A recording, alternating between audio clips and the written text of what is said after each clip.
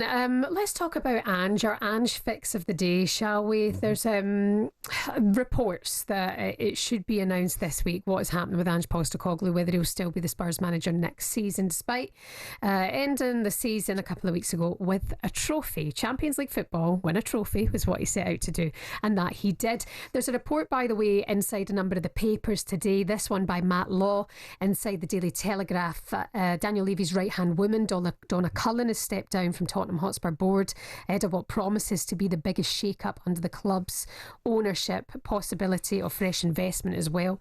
There's reports of Daniel Levy considering whether to reappoint Fabio Paratici, the former managing director who is currently in a worldwide ban for alleged false accounting at Juventus.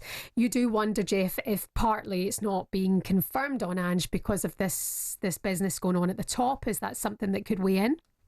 I don't know the way that Tottenham is run. I suspect that Daniel Levy pretty much has the final say, maybe the total say about what happens there. I think the fact that we've not heard anything from Daniel Levy or anybody at Tottenham since the Europa League win is bad news as far as Ange Postecoglou is concerned. I have to say, though, I've never met Ange, but I do have a lot of sympathies with him because I'm thinking, I know he's away on holiday at the moment, but people discussing, who's going to take his job next. It's like me turning up for work at talkSPORT, and somebody saying, oh, well, the rumour is that next week so-and-so is going to be presenting instead of Jeff, really, really hard. Yeah, that happens a lot, though. Upstairs in the office. To be fair, Jeff, now you bring that up. To be fair, though, Jeff, what you mentioned that they've not heard any news, you do wonder sometimes if no news is good news. To a certain extent. I mean, there's a list of potential replacements that are reportedly drawn up if Ange is to go. That's Thomas Frank and Andoni Areola. Do either of them want the Spurs job? Oh, listen, of course, the Spurs job's a lucrative job, but Jeff's spot on, right?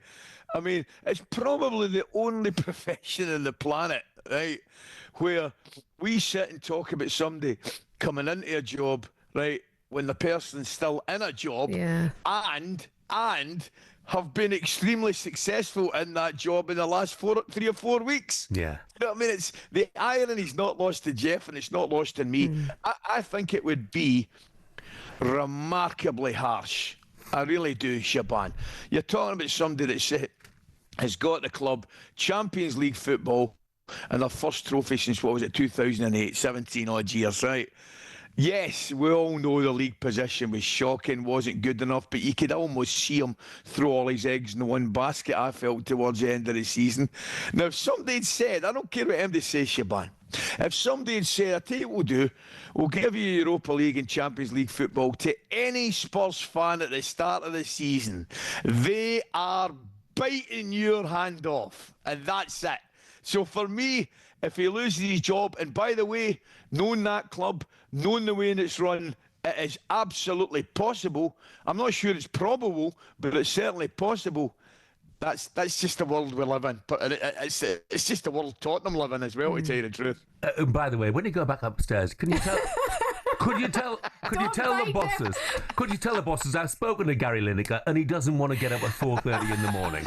Okay, pass that on for me. Don't bite, Jeff. Honestly, it's the story of my life.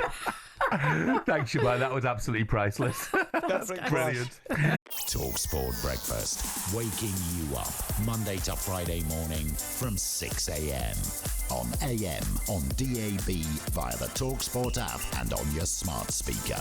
talkSPORT.